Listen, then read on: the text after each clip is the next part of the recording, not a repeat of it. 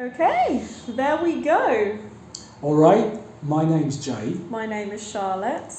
and today I have this raspy voice because I decided to get rid of my accent and raspiness, or this coloring helps me to get rid of some unnatural vowels and consonants that are produced by my vocal cords. That's why I use my larynx more. Maybe we can try and summarise. I know we talked about this in our audio recording, but maybe we can try and summarise what we were saying about why this is a useful thing to Yeah, do. we were discussing achievers and we were discussing language acquisition.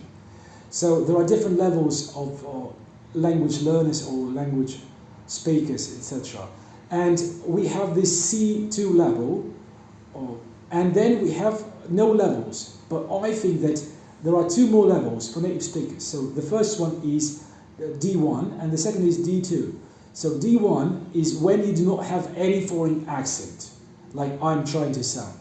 And like, for example, you can find Venia, English with Venia on YouTube. Yeah. I definitely recommend it because he sounds very American. He sounds American, although Yeah. he makes some mistakes. He actually sounds like a Korean American, which is still a type of native. Because he looks Yeah. like a Korean American, actually. Well, I think Which is also- his which is surname also is Park, so I think he's like Russian Korean. Yeah.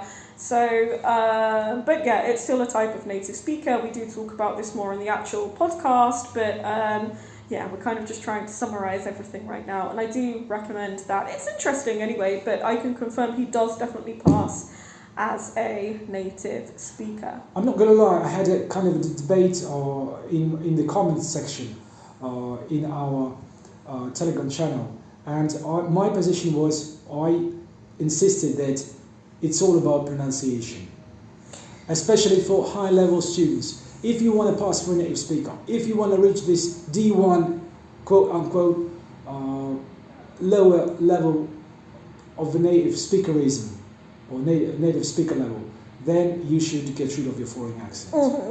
And Venia is one example.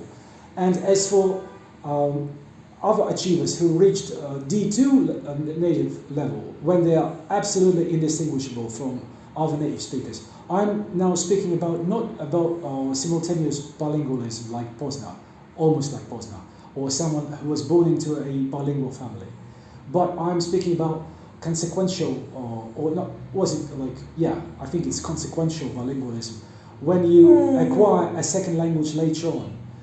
Like, for example, like Mike Israetel, who was taken by his parents to America at the age of 7. Now his English is indistinguishable from that of a native speaker. And this is D2, so to speak.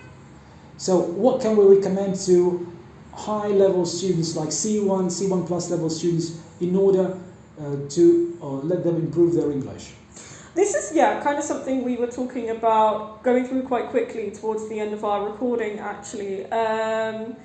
Well, if we're focusing, there are kind of two aspects to this. So let's say we decided that D1 was focused more on an accurate pronunciation and an accurate accent, and D2 is when you're like not making any mistakes. So, and they can cheat. It's okay to cheat. Yes, that's kind of how we started with this. So Jay was doing a little bit of a raspier voice, and that kind of got us onto the topic of kind of like voice filters. So if you're talking on the phone, I have a friend who has a really high-pitched voice, and that completely obscures her Russian accent. She's American, but when she speaks Russian, the squeakiness completely obscures her accent, which is quite incredible.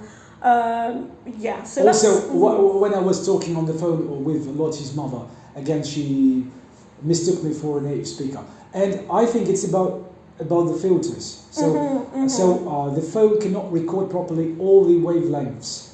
And when we eliminate some of the wavelengths intentionally by not involving our vocal cords, by using our larynx, of course it's not very healthy. I mean, like to speak like that all the time. But I speak Russian some part of the time, and that's why I can switch codes. I can change accents, and by the way, I sound like a chap speaking in Russian, and I chose to sound like a geezer speaking English. Right, yeah. So chap, not super commonly used in English. Maybe you can explain what it means. Yeah, so chap is like well, you're not very young, but you're educated, you're cultivated, you're polite, and you do not sound rude.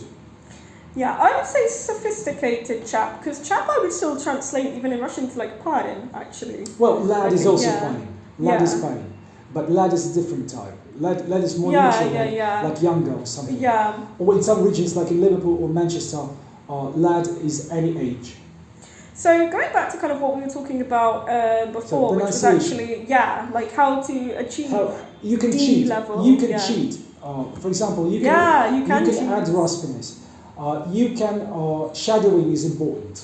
Yeah, right. Yeah, because I was going to go aside from like the cheats. Obviously, they're not cheats, but yeah. And record yourself. Always record yourself and make corrections. Improve your accent by listening to yourself and try to change something about it.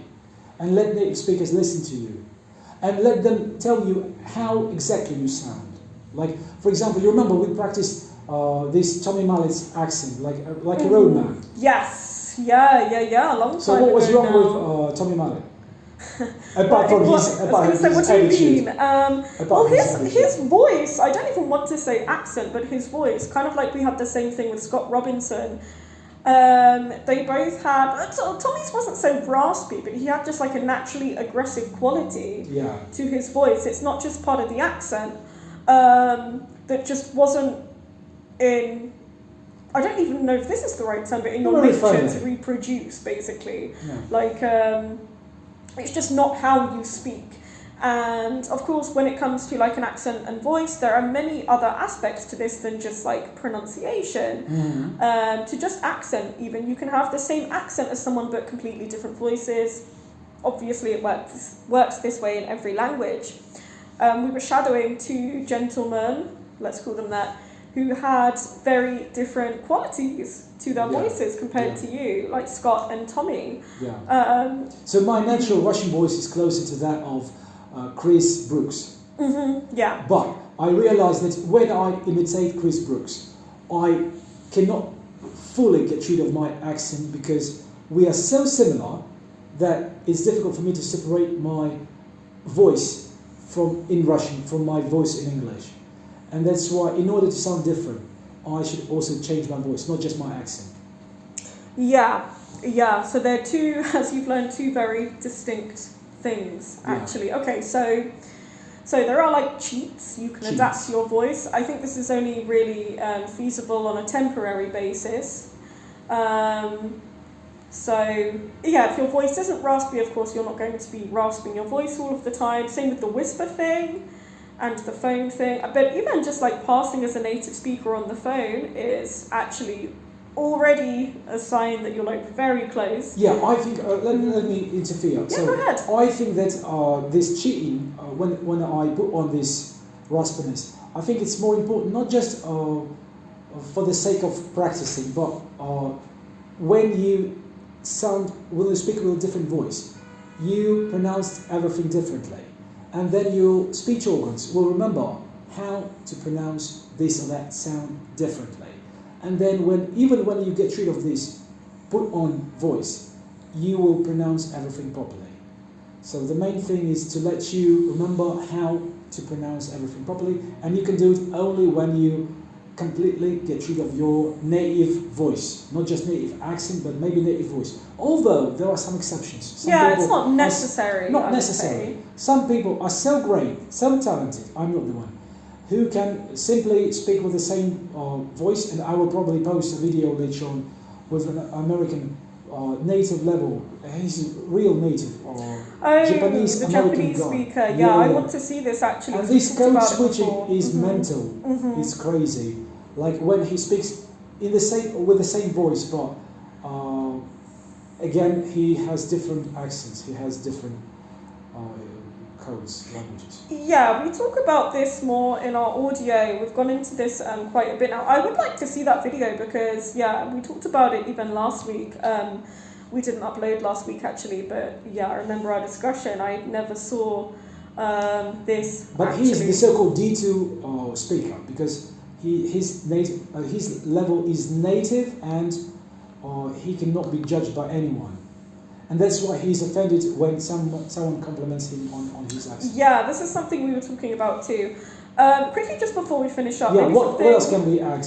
I actually wanted to suggest something we could talk about next time. As we were finishing off the audio portion of today, we were talking about mistakes that native speakers make, and this is something we go through quite a lot. Yeah, do you think that, briefly, do you think that someone should imitate native mistakes on purpose? No. Like saying pronunciation instead of pronunciation?